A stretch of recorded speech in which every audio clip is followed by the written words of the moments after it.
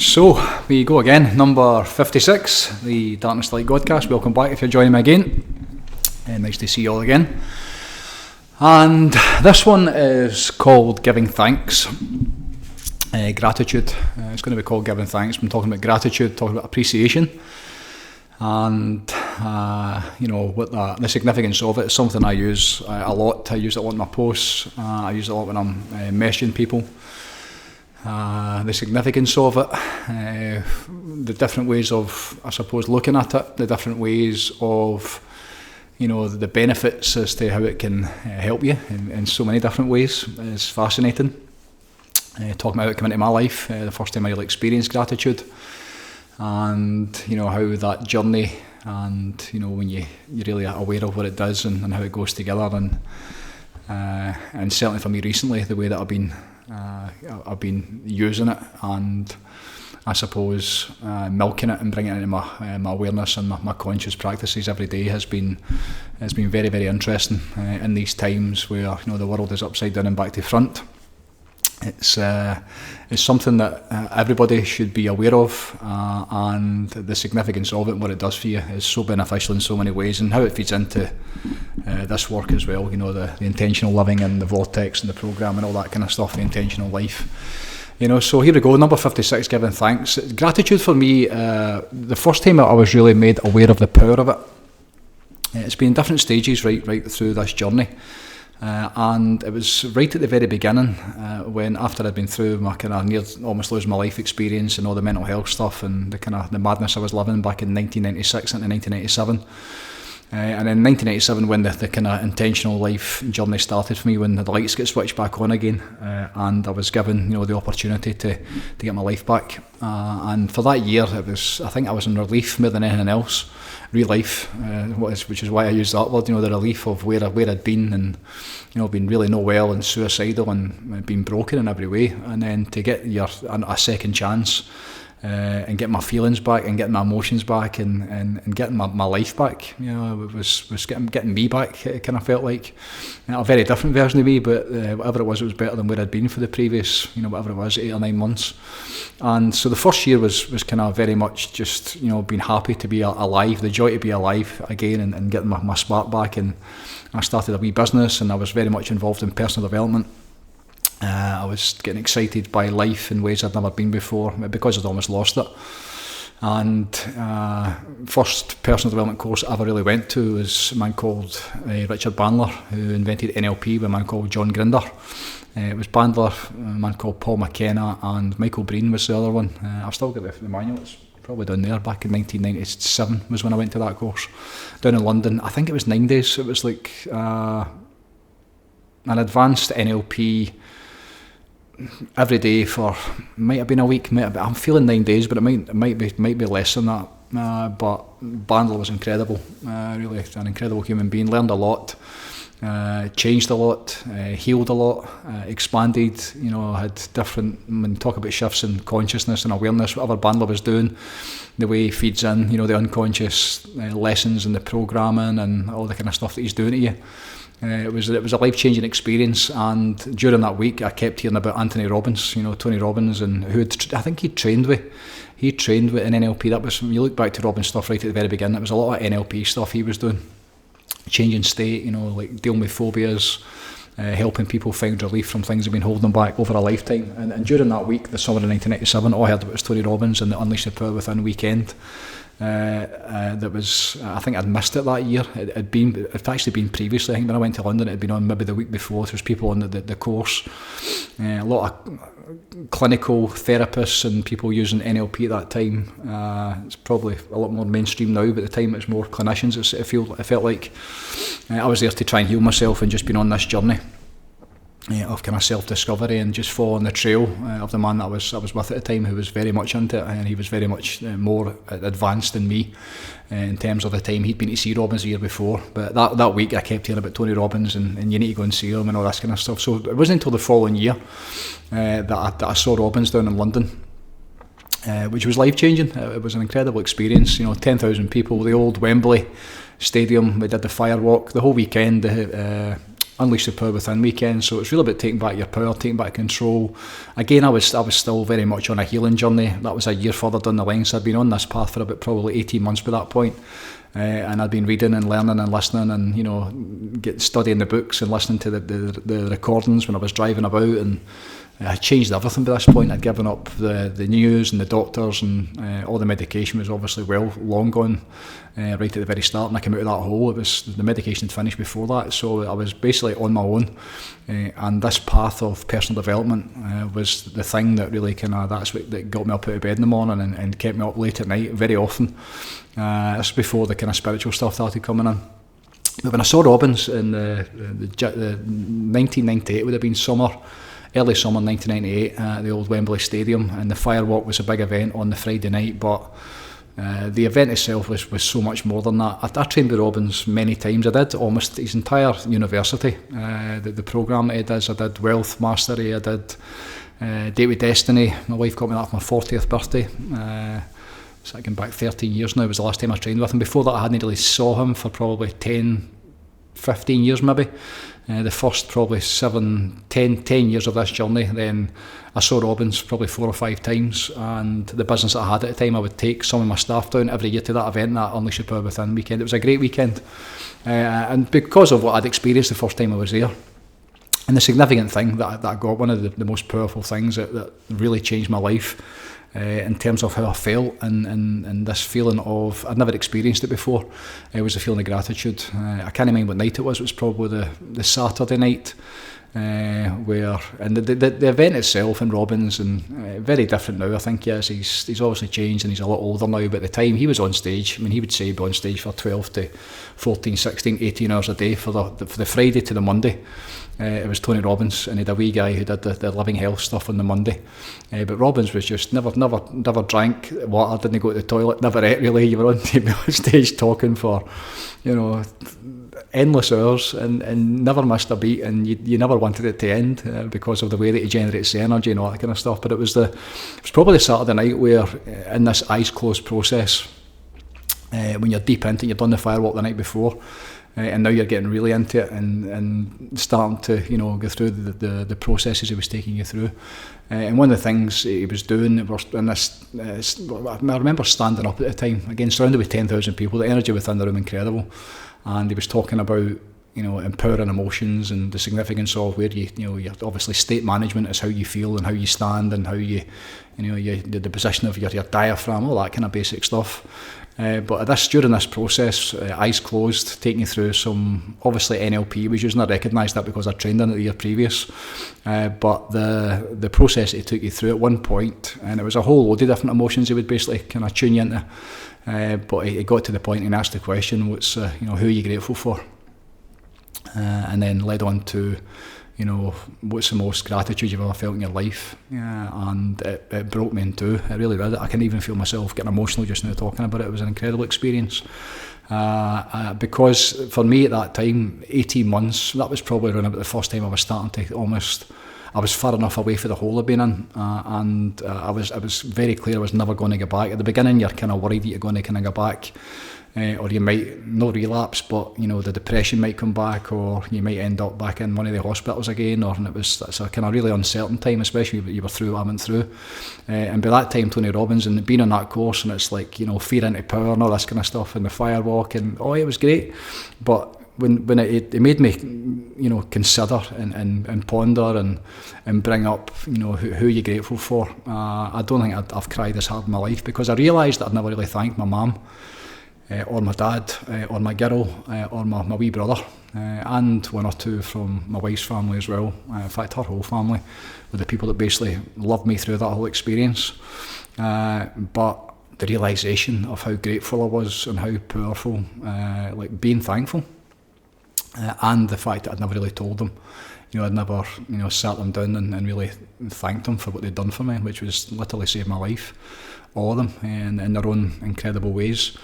And that feeling, that emotion of being grateful, I kind of, even now thinking back, I can feel myself standing back in the room, and so overpowering, like a life-changing experience. And, you know, fast forward then, where you're feeling grateful, and then it kind of went a wee bit, you know, obviously people talk about, now it's common, this is before the internet, you know, so now whenever you turn something on, you can hear anybody talking about gratitude. Joe Dispenza's big on it, you know, Abraham Hicks used to talk about it, probably still does. Hawkins talks about it a lot, you know, in terms of the vibration of gratitude and you know, where it calibrates it and how it works in terms of the field of consciousness of it. But back then it was this really cool experience came and went, and when I went back from London, I very much, you know, sat everybody down individually and thanked them for what they'd done for me, which was, you know, literally saved my life. But then obviously through time, and the journey continues, and you go in your own path, and you go in your own way, and you just keep moving forward, don't you? You don't, it's you expand and you keep going, and that bit's kind of done and dusted. And it wasn't until probably, I'm thinking, probably just after the Vortex opened, where I was teaching breathwork. I was very much aware of, it was probably before that, but in terms of bringing it into my life and being aware of other people using it, there was one person in particular who's a really good friend of mine, a man over in Portugal, my brother Ruben. I'm over to Portugal to stay with one of his friends, Ricky, and I remember Ruben at the time basically expressing and saying the word gratitude very often. And you could really feel it from him, you know, and it made me realise very different. It was a real kind of the emphasis on the intention he was bringing to it was very different from the amount of times I would say thank you, which it's kind of like a throwaway statement, isn't it? But you know, when you actually accentuate gratitude, you know, it's like you're bringing something very different. And it made me stop, and when I realised the gratitude that he had for, you know, certain things that week and what we did that week, it was opened my eyes. And when I came back from there, then I probably started being more consciously deliberate in terms of bringing it into my life, and I was then starting to use it probably in the posts and when I was speaking to people, and certainly when I was doing the breath work, which was probably just run about that time, maybe a couple of years before that I'd started. And I was teaching people, you know, how to breathe with function and how they switch off their stress, teach people how to get into the cold and that kind of stuff. And one of the things for me, and again, where all this came from was all of the different lessons, how it went specifically together. I can't remember, you know, it came from so many different bits. So when I eventually got people in and really switched off their stress and got them out of their heads, and for me, everything's a spiritual journey, isn't it? It's all about reconnecting back into your heart and back into your soul and back into the divine. So at that point, you know, when I was aware, as aware as I was with the different levels of consciousness from Hawkins, and how significant gratitude was, you know, feeling the feelings of the goodness that you carry inside you, and then, you know, elevating that up to, you know, feelings of gratitude, giving thanks for those that are in your life, you know, really making people tune in the way that I tuned in with Tony Robbins. And really like stopping and honouring your worthiness to receive those feelings of being grateful, the power that was in that, and what I was starting to see in people, the amount of tears that were coming up, you know, when you ask somebody who you're grateful for when they're in their heart and they can't think anything else, and who do you need to thank when you leave here, was another great question that I still ask, you know, is there somebody you need to, you know, say thank you to, or maybe apologise and then thank? It's gratitude's a really empowering emotion. And you know, Hawkins used to talk about how it's impossible to experience any negative emotion just by being grateful. When you start where I was, like hopelessness and, you know, the depressions and suicidal and all the kind of blackness, you know, the separated, diseased ways of living, which most of the world's in, still as we speak. That's why it's so important when you can actually get somebody, as I do, that's one of the plans, is to get somebody to, you know, obviously get into that neutral point where they're no longer in the low vibrations, they're no longer in the kind of the doom and the gloom and the gutter, in that hole of, you know, desperation and, you know, the real kind of the heavy, dark vibrations, the thoughts that they keep, or the stories they're telling, or, you know, the life experience, or the level of consciousness that they're at. If you can get somebody to stop doing that, that's why breathwork is so important, the way that I do it, and then, you know, help them remember like how they're able to feel. And gratitude, it's a very general kind of feeling and emotion. It's something that love's a wee bit more. A lot of people have never experienced love in their life before. They don't know what love is, which is heartbreaking and, you know, terrifying to even consider that, but gratitude's something that most people, almost everybody that I've ever came across, can get to. There's something you can be grateful for. And what it does for you, in terms of, and when Hawkins talks about how it's impossible to experience any negative emotion, that might have been Wayne Dyer who got it through Hawkins, actually, come to think about it.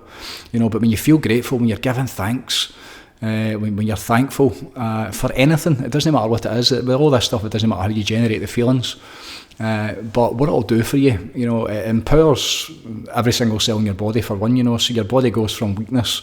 If you're struggling, if you're depressed, or you're anxious, or you're feeling, anything other than well-being, and then if you get to some sort of level of being grateful and giving thanks, the feelings and the vibrations that you generate within your body, the emotions, that's very soothing.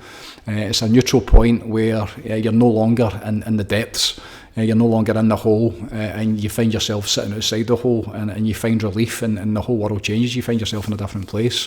Very uplifting, obviously, especially for those who are suffering, those who are struggling, and very empowering, because you start to remember what's available to you. You start to, be able to, through the steps, and the first, obviously the times when I'm taking people through it, it's done, they don't know what's happening because they're getting hit with from everywhere, and they're trying to keep up with it, probably, in the language that I'm using, the different language patterns and the intention behind it. The people, you don't know what's going on. You're focusing on the breathing, and we're talking about being grateful and opening up your heart. So the first I don't know how many times the first times you go through it, but you have no idea what's going on. But you experience something life changing and a massive shift in consciousness simply by changing your perspective and your feelings and your life experience of what you're able to literal experience in your life, so that changes things very differently. It's likened, I've likened it many times to like the candle in the darkened room. When you take people to feeling grateful, it doesn't matter where they've been or where they're at. Even the deepest, heaviest depression, somebody that's suicidal or attempted suicide that morning, locked in stress, PTSD, when you switch off the stress and then you enable through the intentional guidance to help people remember how they're able to feel, know where they've been, doesn't matter, like that's done and dusted. Once you switch that off and then you start to climb the scale back to how you're able to feel, it's the negative emotions, when they're taken away, and then you bring in an empowering emotion, something as general and as soft as feeling grateful. It's life changing. It really is. That's the only way to describe it. You help people remember it's the feelings help you remember the power that's inside of you. Really basic stuff. And that's why it's important to be grateful, to give thanks. The process that I teach, the best day ever starts the night before. One of the things when I go to bed every single night, and is to be grateful. What am I grateful for? And not just what am I grateful for, who am I grateful for? That's the most important part, because, and really being honest, I don't really spend any time thinking about the stuff. I'm more grateful for, fascinating now when I'm in the supermarket, especially the way the world is just now, the way that the madness that we're looking at in terms of how things are escalating, and God willing it doesn't go the way that some people believe that it is going to, but it's a time where we take so much for granted. To walk into the supermarket, even in Lanark, to go in and be able to buy organic apples or organic celery or organic lemons, to think that actually needs to happen for that to be delivered to Lanark so you can get and buy fresh produce almost every single day. It's there if you need it. I'm really grateful for that kind of stuff. As food as a medicine, when I can go in, you go to Tesco's and look, you can't get any of that stuff. They don't do, I don't think any of that organic produce. So even like being grateful for the basic stuff, being able to go in, which sounds mad, but again, and it's a genuine gratitude. It's genuine, like giving feelings of thanks, because that's healing my body. It's helping me in so many different ways, and what it actually takes. And you can see what you want about the big supermarkets. I wish they weren't there, and it was the local farmers and growers with their own food and all that kind of stuff. But it is what it is, and you've just got to do the best that you can. So when I'm in the supermarket, and I see the way the world is and how all that could change in my lifetime, it could change by tomorrow if things escalate much further, the way that China and America and Russia and the way that Britain's involved in that and how we're all involved in it in certain ways, so that could change very, very quickly, you know. So for the longest time now, over the last probably year or so, I've been very grateful for even like simple things like that, you know, being in the supermarket and having the produce, like good produce, good organic food that I can actually heal myself with and fuel myself with. It's fascinating. But in particular, you know, the night before going to bed, one of the last things I do is like, right, who am I grateful for? Feeling that's what I take into that unconscious state. Between, it was probably 2.5 hours last night, but between 2.5 and probably 6-7 hours sleep, you know, deep unconscious, that unconscious state, what you take into that is so important. So for me, every single night, no matter what's been going on in my life, I do my very best to really feel like who I'm grateful for, the ones that are in my life, because again, you can become unconscious and you can miss a lot of that, you know. Your life can bypass you, and it has done me at different parts of this life, even as intentional with this work as I've been, and especially being on this journey myself, you know, like doing the work on myself and tending to myself. That's a selfish process a lot of the time, and there have been the ones that are closest to me, my wife, my friends, that have suffered because of that, absolutely, by me not being present, you know. Even though I'm there, a lot of the time you'll be working on the healing, you know, aspects of this journey, or making sense of stuff, or being involved with other people that are healing, and you're maybe carrying that. So a lot of the time I've not been present, and I didn't have the awareness, obviously, that I now have, because every single day now, just before I go to sleep, you know, I feel like how much my wife means to me, and I feel how much my son and my daughter and my Doug and my dad, and you know, that feeds into my inner circle and the ones that walk beside me on this journey, on this path within the vortex. And very quickly, you know, no matter what your day's been like, and for me it's been really challenging recently. That's sort of why I was talking about this, because it's easy when things are going well, and it's easy to focus on the good stuff, and it's so important to focus on the good stuff, the things that you're grateful for, and the people that you're grateful for. Because of what it does for you, you know, basically you're literally starting to heal every single cell in the body. You're sending a different vibration into the field of consciousness. That's why it's so important at night time, you know, to do it just before you go to sleep, to take that vibration of gratitude and giving thanks and into, you know, the field.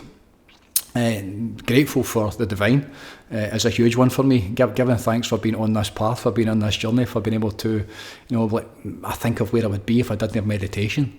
Unthinkable, you know, how my life would have, the different direction it went. I think back often, I've spoke about it on here, like what would it have been like if I'd have been a footballer, and I'd have missed, you know, all the stuff that happened to me. And I mean, that's unthinkable for me now, you know, in terms of what I now get and what I'm experiencing with this work and the people that it's helping, and what I became as a result of, you know, like losing all of that, or maybe it being taken away from me and being put onto this path. And so grateful for that. I mean, my relationship with the divine and my understanding of what that is, and my level of awareness and comprehension of this world and how it goes together, and how I'm able to help people with that. None of that would have happened, you know. So really grateful for that kind of stuff, and it really becomes a kind of game of like, how many different ways can you feel grateful? How many ways can you give thanks? There's so much good stuff. And what you find is most people are unconscious and thinking about the stuff that makes them feel bad. That was my life for, you know, a long time ago. You know, you go to bed worrying about stuff and thinking about stuff that made you feel bad, and the inability to switch that off. You know, if the stress was switched on and you were overthinking and worrying about things, and even now I've got loads of stuff I could worry about, but I choose not to. You know, I choose, and even if I'm thinking about it and trying to make it better during the day with my work, that before I go to bed at night time, that I never take anything like that to bed. You know, it's very important to kind of leave that at the door, leave the day behind, and then focus absolutely and solely on the empowering stuff, on the good stuff, and being grateful. There's other ones as well, but giving thanks, you know, for all of it, giving thanks for the divine, giving thanks for the spiritual masters that I'm blessed with, you know, giving thanks for my connection to the divine, the knowledge of the self, and what all of that means. That's a huge part, you know. So it's very simple to find something, and even if you've only got one thing, you know, it's like, it doesn't matter how you generate it. The dog's fantastic for me. I'm so grateful for the pooch, wee Murph, and everything she brings to my world, and especially over the last few weeks where it's been a wee bit challenging. The amount of time I've spent with her, the amount of time we've been in nature together, sitting under the trees and meditating together, and every morning she'll come in when I'm in the meditation, the group meditation. She'll come up and she'll lick the face off me and then sit beside me for the next whatever it is, half an hour or 2 hours this morning when she got up, you know. So just really grateful for for all of that, and the byproduct is how I feel off the back of it. Excuse me, a wee second. That's the important part, is how you feel. But we're always trying to change our feelings and up-regulate and shift our consciousness to, feeling better in every way that you can. So gratitude and being grateful and giving thanks is a huge part of that. And something that should be getting done every single day, there's no question about it. The hardest part, or the harder part of it, is, and this is something because of what I've been through the last few weeks. Again, the lessons have been incredible. If you stay conscious and you're deliberate with your life, this art of intentional living that I'm teaching, if you're able to, be aware that, and something I spoke about, the will of God, what's God's will, and the level I'm at now with this, my whole life is devotional to the divine. Everything I'm doing now, I've no interest in anything other than that. The spiritual practices and helping people reconnect back to themselves, reconnect back to God. Spirituality is the only thing that fixes this world. Awareness, like direct experience-based awareness as to the power that's inside every single one of us. That's what this is. That's what I'm doing with this work. It's the only thing that works. It's the only chance we've got, especially when you see the circus and the clowns that are in it and everything that's going on just now. And the will of God, for me recently, in terms of, Jim, me, I've got an idea of what I would like to be doing. And I probably spoke about this on the last podcast, but how that hasn't worked out too well. It's been great in so many different ways, and there's been so many lessons and so much goodness has came out of this journey for me, but it's absolutely not what I'd like it to be. And when I see the power in it and what it does for people, I find myself scratching my head a lot, in terms of why it's not being received by more people, or why no more people are getting run about it and being devotional and doing the meditations, and because of how, as I say all the time, it's like I wish people could just feel what I feel like when I'm sitting in the meditations. And you think about all the stuff that it's taken to get to that, and the many years and hundreds of thousands of hours that I've basically been putting into it to get to that place. But me, it's one session that helps people reconnect and remember that, reset and reconnect. So just the work is saving them decades, to get to that place. But then the shift in consciousness is possibly too much, and for whatever reason, it doesn't, or it hasn't went the way that I'd hoped it would be. And very recently, over the last probably 3 weeks, because of what I've been going through, the pain and the suffering and the dark nights of the soul and the mental health challenges and everything that's came from that, just really feeling really bad, really poor, really down, really low, depressed, absolutely, really kind of lost and wondering what's the next step forward. At that point, I don't take medications, I don't take drink or drugs, I don't watch the telly. At that point, the only thing that I've been able to do, or that I want to do, or that's given me any relief, distraction's been one thing, like going into the trees and walking with the dog. I've been as busy as I could be in terms of the vortex. That's one when I do find relief. But when I wasn't well for a couple of weeks, that wasn't even possible in terms of working with other people, which is the way that I always find relief. When the minute I start helping other people, then it's not about me anymore, and it becomes easy. But the meditation and reconnecting back to the divine and reconnecting back to my teacher, Babaji, and allowing that divine transmission to come through me, and especially with the group meditations as well. First couple of weeks, I had nothing. I had basically nothing. I was just completely separated from it, which was the first time possibly ever I've been there, which was really hard, worrying and wondering whether it was going to come back. And interesting, off the back of being aware of the will of God, and how the way that I was doing it and how much it was taking out of me and how sick it was making me in so many different ways. Like trying to do it for people and trying to give it to people and trying to prop everybody up, especially within the programme, with my intention and really like when you give your all to something the way that I have been since it started, the last probably year and a half, and it's not a place where you'd like it to be, then at that point, and then I started to be aware of the will of God, and how maybe it was time for me to stop and Jim to stop killing himself, because literally becoming sick, burnt myself out probably twice last year, definitely once, maybe once and a half, close to twice. I was just gone, and then the disease I've got going on in my body just now, the kind of the challenges that I've been facing, and then I find myself back at that place again where it isn't where I'd like it to be. Then at the same time, the will of God was coming up from a couple of real interesting sources, and again, so many lessons within this journey, this intentional life, like being on the programme, my own programme, like tending to myself and the stuff that I teach people, within the intentional community and the online programme and the work that I do with people. I really had to stop and go, right, okay, like what am I not doing? That's what it's all about. What else do I need to do to get to where I would like to be? Because this isn't working. I'm not happy. I'm not experiencing any of the stuff that I have been or I know that's available.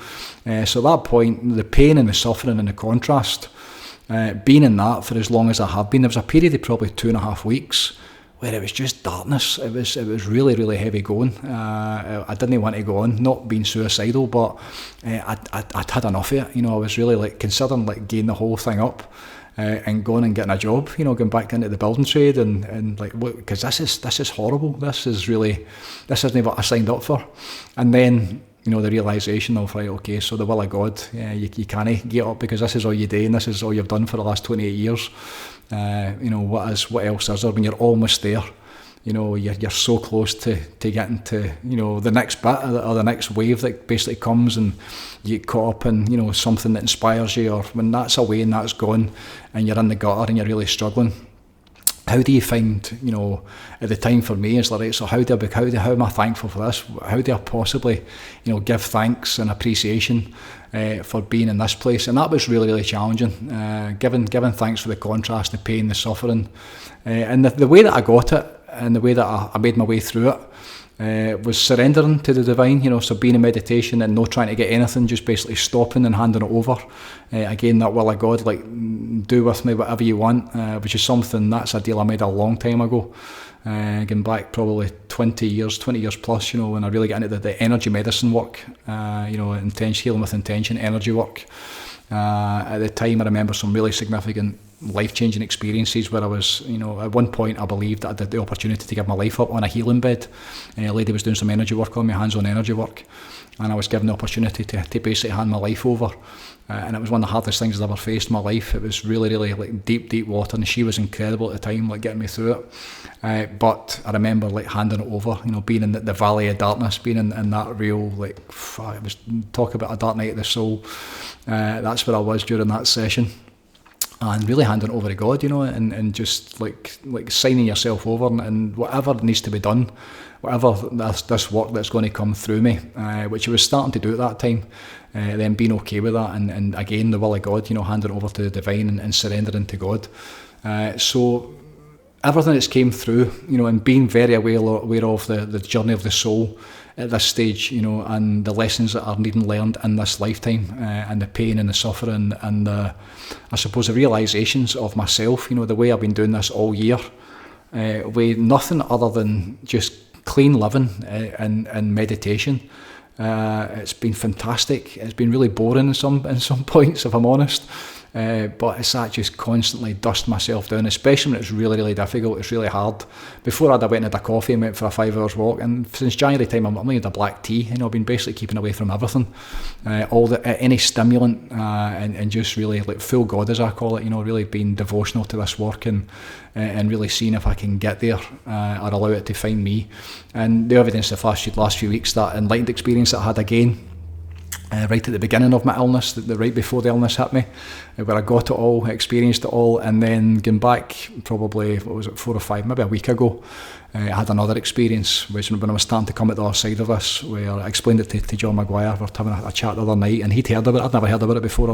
Again, I don't read anything, I don't watch anybody really, I don't really listen to anybody. Certainly not any other teachers or books, so that stopped for me a long time ago, before the Vortex opened back in 2016. I knew that the stuff I was going to teach had to come through me. It was original to myself, and I have learned from some of the most incredible teachers, but I've been very much about like making it easier, like creating the shortcuts, the work that I've done and the way that I help people find their answers and their solutions. It's not based on anybody else's stuff, it's things that I put together myself. And this experience, what it felt like, if you imagine like one drop of water, almost like a teardrop, one drop of water, and becoming that drop of water. But then if you imagine the drop of water would be the size of everything that's ever been, so as far as every universe expands, and basically every single thing that's within that is within this, particles within this teardrop. That's what this meditation was. Again, it was another couple of hours. it was so profound, and that oneness, that union, that coherence with everything, you know, where you realise there's no separation from anybody. You know, we are all one at a certain level within the field of consciousness. Really, really empowering, and, you know, a realisation of this, whatever's going on and whatever I was dealing with at a lower level, whatever Jim was dealing with, you know, the kind of the poor fucking me and all that kind of boohoo stuff, then there's a much greater plan going on behind the scenes that you're not really privy to. And again, the lessons recently of the will of God, and like just handing over to the divine, and kind of having faith in the process, and dusting myself down every single day, and being thankful when it was really bad. That was something I've never done that before, you know, because it's one, I've never been at that level for such a long time, but being able to like give thanks for my relationship with the divine, my relationship with Babaji. I've got a picture of him right in front of the camera, and all the cleaning processes that are basically coming through me just now, in terms of the stuff that I'm shifting, the samskaras and previous life stuff. Who knows what it is? It's stuff that's basically having to get rinsed out. And even though as bad as it was, and how like horrific it was at certain points, and how bad I felt and how low I felt, at the same time there was a real awareness of like, just stay in the path, like keep moving forward, dust yourself down. There wasn't a single tear. I just spoke about that giant teardrop, but that was the only tear. That was a good tear. There wasn't any tears. There was no sadness. It was just a real kind of like hopelessness, decimation, and everything stopped and stalled. I believe, to allow all this stuff to come out of me, you know. So giving thanks for all of that, being in that, and being able to, you know, like suffer, like really suffer, and being okay with it, because I was able to like be in alignment with the divine, and hand it over to the divine, and hand it over to God, and the amount of sadness that I felt during this process. Interestingly enough, this dude here, the Weeping Buddha, that was a gift on Monday night. Perfect timing as always for one of the inner circle for the Vortex. Appreciate it, brother, thank you. And I'd seen it before, and I'd heard about it before, and I'd never really looked too much into it. But the thing he said to me when he gave it to me was, you know, it's this. When I saw this, he almost bought it in America last year, and he bought it. He's just back for Mallorca, and he bought it in Mallorca. And he says, this reminded me of you, because you take on the fucking suffering of the world. And interesting enough, over the last couple of weeks, again, that's came back, the amount of suffering that I take on for people. Trying to help them, and when you do this kind of work, the compassion's one thing, you know, but the empathy when you're in with somebody at a soul level, especially the energy work, you know, when you're doing energy work with them, or you're taking them through processes, you're hearing their story, that can break my heart, and it has made me sick in the past, because you're literally reliving it with them. The amount of times where to understand how it goes together, and how the relief can come through in a certain way when somebody shares their experience with me. When you're in at a heart level and a soul level with them, you're connected with them, then there's definitely something that's going on, whereby when I'm sitting later on at night, or even during the session when I'm sitting in meditation, I can help them in some way, shape or form. Maybe it's because of what I've signed up for this work, but it's happened so many times over the years where, you know, I'll almost, because I know how to heal myself, you know, I'll almost help them find a way of healing it, and it almost as if it comes through me. Not almost, it does, it comes through me. That's the way that it unfolds, and that can be very detrimental, and it has been very detrimental to me in the past, in terms of, you know, the negative effect that's had on me, and like literally heartbreaking. Some of the stories I've heard that stay with me to this day, that people have told me what they've been through. Really heavy going stuff, you know. So when he gave me that, you know, interesting, the last couple of weeks I've been deciding I'm not going to do that anymore, or I'm going to do it in a different way. It's not my job to basically, especially within the programme, you know, is to prop everybody up, and people have no idea what goes into this, you know, in terms of my intention, you know, and that was where the reconnection meditations every single night for July, and the morning meditations, and how much I'm putting into myself, and really like trying to like prop the group up with my intentions. The realisation that wasn't working, because the percentages in terms of who was going on about it was nowhere near what I believe that it should be, because of what I'm putting into it. And again, that isn't fair. You can't give it to anybody. I know that, and I've known that for so long. And even with the best of intentions, I almost find myself back at that bit where I'm trying to do it for people, and I'm trying to like give them the answers, without giving them the answers, but being there for them, you know, and helping them in any way I can. So when I received that on Monday night, the story of the Weeping Buddha is really, there's a couple of bits to it, and I might do a separate Godcast on it, but one of the parts is obviously the Buddha's compassion for the world. and the sadness that I felt over these last couple of weeks in terms of where the world is at, and how far removed from how it should be and how it's meant to be. Again, I can't believe I've no regret, especially when I've been in the trees and I've been sitting with the dog and meditating, and some of the energy I've been feeling coming up through the trees. I've got an amp coil machine. It's a bioresonance machine. I'm on it every day. I was on it for 4 hours this morning before I got up during the night. And it's basically entraining your body with different vibrations to allow balance to be restored back into the cells. And the power that you feel when you're in the nature and you're in the trees, again, I could tell 100 stories about this over the years in terms of experiencing Mother Nature, and at one point literally becoming Mother Nature in a meditation, which was life-changing. And being in the trees and having your hands in it, and you pick the right tree and they'll grab your attention. So there's been a lot of that this week, and there's been a real sadness in terms of the planet, and where we're at as a species, and what's going on between the different countries in the world, and the role that obviously this country that I'm in, Britain, I'm not going to say my country because even though you're labelled and you're stuck with it, it's just insanity, how the world is and how far it's fallen. And the darkness and the real kind of the people that seem to be owning it, and the damage that they do to other human beings, and to receive that after going through this, again, the timing was perfect, so really grateful for that, and the realisation of again, you can't stop.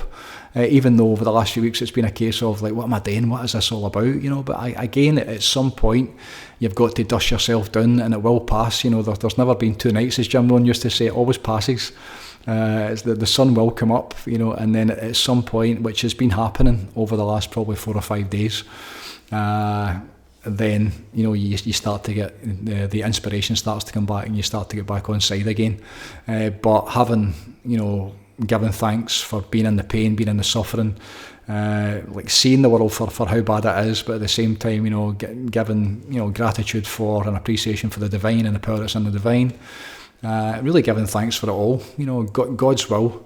And everything that goes together, and that leads into what the biggest lessons have been for me in this, because I've realised again and again and again that nobody can give you your answers. That's one of the challenges that I face within the programme. I'd say the programme is all about self-reliance. It's all about like getting it for yourself, working out what it is that you need. We're all different. We've all got we're all here for different reasons. We're all here with our own divine journeys, I believe, that are placed in our hearts and our souls before we come in. So for anybody, this is my challenge with traditional coaching. When somebody tells you this is what you need to do, based on their experience, obviously, and a lot of the times that's why people go back to life coaches every week at fucking 50 quid a week, whereas self-reliance and getting to a point where you understand how it goes together, that's what the programme is. It's learning the basics, the tools, the techniques, the modalities, whether it's the breath work and the awarenesses and how things go together, and see what you're doing to yourself, and then the intention to make it better. But eventually it's to be in that place of self-reliance and being in that flow state of alignment, feeling good and being well-being. To derive happiness from your own existence, as Hawkins would say. How do you get happy? How do you become joyful? That's what the programme is. And for me, over these last few weeks, I asked one person for help, and I'll never do it again, because the way that it came back, and I just saw things, and because I was in such a low place. Again, I never ever really asked for help, never. I know that I need to work out myself. My wife, God bless her, is one of the best. If I'm ever struggling, and she knows that I'm needing help, you normally can't see her for dust, because she knows how this goes together. You need to work out for yourself. That's what it is. That's what I teach. Nobody's got your answers. Like, go and do the work. It's fascinating how it goes together. So self-reliance, for me, especially when that I suppose that cry for help was not received the way that I was hoping, and I'm really grateful it wasn't, because when I was at my lowest and really kind of needing help and not getting it, it became right. Okay, what do you need to do here? And for me, it's clear as day when you ask the right questions, especially when you're really struggling, which is why contrast is so significant. That's why it's so empowering, because why else would you do this work? Why else would you go? I mean, I went on a journey to experience enlightenment. Why? Because of what happened. Because the Spanish police nearly killed me, because I had a mental breakdown and was chained to a fucking bed in a mental hospital and lost everything. Lost my dignity and lost my name and what I did to my family. So I was decimated. So off the back of that, why do you think I've been doing this work for the last 20 years? I lost everything. I lost who I was. That was basically beaten out of me. So with that pain and suffering and contrast, then you've then got reasons. That's the only way you will ever find the spiritual journey. It's the only way it happens. There's no way somebody's going to be floating about making decent money in a decent TikTok motor and going on their holidays twice a year and bevying and taking drugs at the weekend and going to the football and just being distracted, a clown in the circus, and then going to get round about this and doing the work. Like, that's never going to happen. So for me, the when I was in it and who could I go to, who could I look for help, the realisation I had to go to God. I had to go to the divine. I had to go and sit in meditation and no man up, but actually man down, and stop being the man. Stop, let go of all the ego. And hand it over to the divine and really trust and have faith in the will of God as to what was going to unfold for me. And I knew during that process, again, self-reliance. This was almost going to be called self-reliance as well as giving thanks. But to know what the self is, to know the divinity that we are, to know the true self is what this is all about. And really when you understand that, which is what the programme is, we get into that enlightenment experience of the divinity that you carry inside of you, then you can actually look for self-reliance. To try and seek self-reliance from the lower self, the lower S, the ego level of mind, and the intellect. When people try and find their answers and their solutions, then they go straight to their mind, don't they? Go straight to their belief systems and their memory bank and all the stuff that's happened previous to that point. But to know the self, the capital S, the true self, the authentic self, the highest self, the divinity, the real power and essence that you are, to know that and to live from that place and to really be self-reliant in terms of that understanding of the divinity and living from that way. That's very much what this has been about, to know the divine, to know that God's will, and giving thanks for all of it, handing it over, especially when it was bad, being really grateful for the pain and the suffering, because I knew, again, it's like who you're becoming. It's not what you're getting. It's never about what you're getting. It's who you're becoming. And this is an ultra marathon, and it's over many, many lifetimes, it feels like. Please God, this is the last one. But in terms of when you see people, the lower self, again, even this last wee bit, the amount of people that I've been aware of that are all about the lower self and try to get it for themselves, and they think it's them, even ones that are on about this, the work, the light workers, let's call them, and you can see where they're at and what it feeds them, what they're getting, their lower self, their ego, because they think it's them that's doing it, even though they're teaching advanced practices in some cases, but they believe that it's them. The ego in some way, shape or form has taken ownership of it. It's fascinating to watch. So to get it for yourself has been, the big lesson for me this last couple of weeks, to tend to myself. That's the programme again, is to get it for yourself, to tend to yourself, to be selfish. And then when you get it for yourself, when you're in alignment, when you're in that flow state and you're happy and you're joyful, then at that point, when you've really got all your ducks lined up and the plates are all spinning, then you can serve the greatest good, and then you can pay it forward. But the absolute your default position should always be yourself first. You need to get it for yourself first. You need to tend to yourself, and that's something that I am, again, after many times over many years, new understandings and new realizations of what that actually means, and working out what my programme is. What do I need to do to put a smile on my face? What do I need to do to be happy? Because the way that I was doing it wasn't working. So at that point, nobody benefits. It was quite interesting. I said to my wife, I've actually got a wee bit of head cold now, which fuck knows. I mean, it came on Monday night after Boys Club. I was in the ice, and then I woke up during the night with a blocked nose, and I'm like, I've got a fucking head cold. Like 2 weeks, I just almost thought I was dying with something that felt like radiation poison. And then I had probably 2 days of relief. And my wife, God bless her, I said, I'm actually starting to feel like me again. And she says, thank God for everybody's sake. And she didn't mean that detrimental. She meant that the people will now start to benefit because you can get back on set. I think that's what she meant. I'm hoping that's what she meant. Excuse me.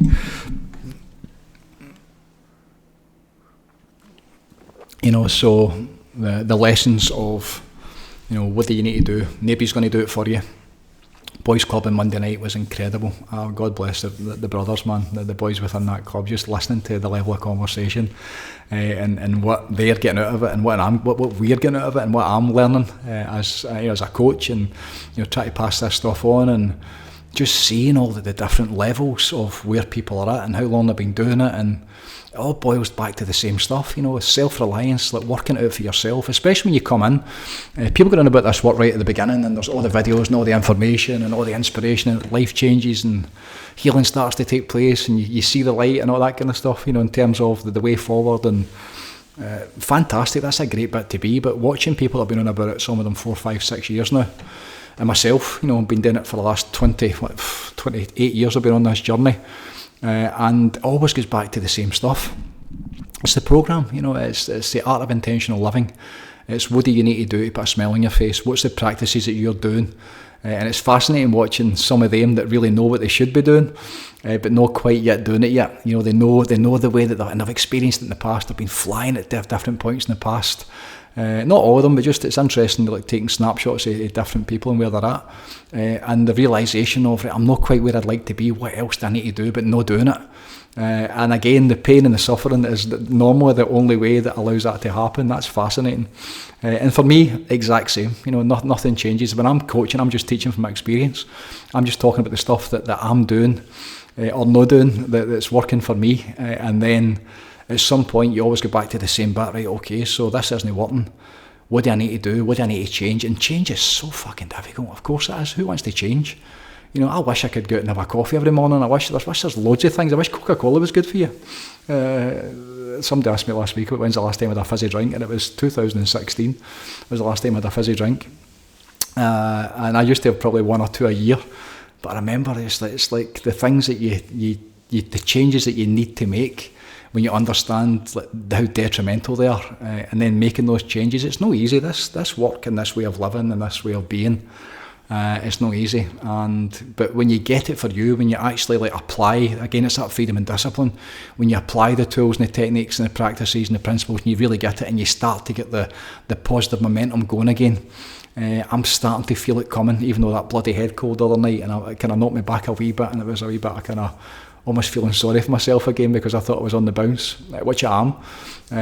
But when you really start to take control and take responsibility, and you start to feel the benefits in terms of you're starting to kind of make your way back to where you would like to be, you get it for yourself, then that place of well-being, that place of alignment, the third pillar of the system, to be in alignment, Abraham Hicks, that's what a lesson, to be in alignment with the divine.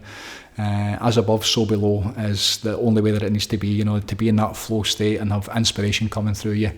That's called alignment. That's where life's easy and everything's fantastic. And at that point, you'll find that you're not as grateful and you're not really doing the work that you should be, because you get into this natural, you catch it. It's almost like catching a wave, and you're in the surf and you're just surfing unconsciously.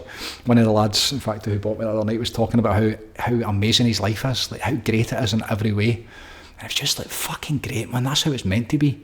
How it's meant to be. When you hear his life experience and his family set up and his personality and how he's living, and it's just wonderful, just hearing somebody that's just surfing and milking it for all that it's worth, and having a great time, and it's just getting better and better and better. One of the things that Abraham taught me was the better it gets, the better it gets. And watching him where he's at just now, that's the evidence. Some people are like that. It's fantastic to watch. That's the state of alignment.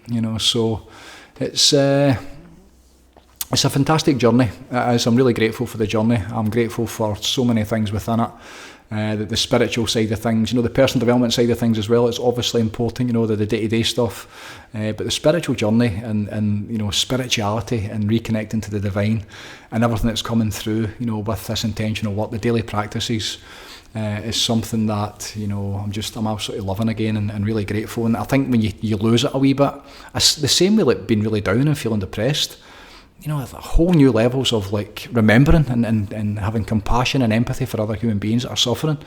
And then the desire, again, like, okay, so what else can I do to help people that are struggling?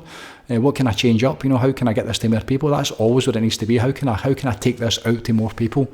What can I do to help people find relief without giving it to them? Without shoving it down their throats or becoming some fucking life coach and try to sell everything. And it's not about that. It's self-reliance. It's helping people find what it is that they need to do to put a smile on their face. People ask me all the time, what do you do? And it's like, what do you do? What is it that you do that makes you happy? We're all different, but the basics, the fundamentals within the programme, the breath work, the relaxation, the meditations, the art of intentional living, that's the starter for 10, and that to derive happiness from your own existence. That's I read that earlier on this morning from Hawkins, of checking up his take on gratitude, the vibrations of gratitude. And that's something he actually said in a video. I didn't read it. He said it in a video. To derive happiness from your own existence, what a way to live, to be happy, and that's really what is your programme. What do you need to do to get to that place where you're getting it and you're living it and everything's great? Because that's what's available to us all. That's what this is all about. So we go again, and we didn't stop. We keep moving forward. It's it's been an absolute blessing. Gratitude for the contrast, absolutely. Again, thanks to Abraham Hicks for that one. I remember one of my teachers saying way back, it's the first line of my book, the first book, The Darkness to Light, you enjoying the contrast yet? And I felt like hooking him because I didn't know what he meant. I had no idea what he was talking about. Life was so bad at that particular point when he asked me that, and I had no idea what he meant. And this now where I'm at, this is probably 20 years on. And now, like, I'm enjoying the contrast. What a great place to be at. Like, the realisation of, even when it's really bad, the lessons and the expansion, and like almost like the snake shedding its skin, like the ego, the lower self, the samskaras, the whatever it is that had to be removed. Because I've been so devotional for this last 8 months, because I've been doing it every single day, twice a day, and really been like full God. Then obviously when this kind of stuff comes up, it'd be easy to run away and disappear and hide for it. But when it does happen, when you have the awareness to know that it's happening, and when you're in the middle of it, and you have the ability to get what you need to get when you're in that pocket, that's been an absolute blessing. So really grateful as it was unfolding, as difficult as it was, and excited for what's to come next. So we keep going. Programme's live. There's been a few people joining, which is interesting to watch how that goes together as well. Just fascinating, excited for that going forward, the programme and helping people find their way. Yoga Barn, 29th August we go again, last Friday in the month. That will be continuing. I need to speak to the Yoga Barn, but that'll be continuing. I'm going to take that forward, hopefully for the rest of the year. The last two events have been sold out, and that's a great night. I realise it's a fantastic, the reconnection is what it's called. An opportunity to get in about it in Glasgow, just towards the south side of Glasgow, and then within the Vortex as well. I'm working on two things very specifically just now, which is going to be taking up most of my year, which I'm excited about. Something I've been not putting off, but I think the last year and a half to 2 years has been all about the programme. And now that that's created, and it will expand and it will get better and it will get refined. But the things that I need to do, there's a couple of things I need to complete, and I'm going to afford myself this space. By stepping back a wee bit, still doing what's required, still tending to what needs done, but very much like being selfish and tending to myself and getting these two bodies of work finished and complete, so that I can then move on to the next bit. And it's something that's been needing done for a long time, and I'm excited for that. So it's all good stuff. And spirituality is the only thing that fixes this, and that's what this is all about. It's about helping people reconnect and remember the power that's inside of them. I'm a spiritual coach, I teach personal development as well, but it's about spirituality. It's about remembering, the divinity, that power that we carry inside our hearts, inside our souls, that essence that we brought into this world. It's in every single human being, and it's the bit that's missing. So I need to remember that. That's the part that's important. All the other stuff is all good, but the spirituality and that reconnection process is what it's all about. So excited to see how it unfolds and what comes next. We keep moving forward. We didn't stop. Thank you for your time. Have a fantastic day wherever you are. God bless. Take it easy. Peace out, and bye for now.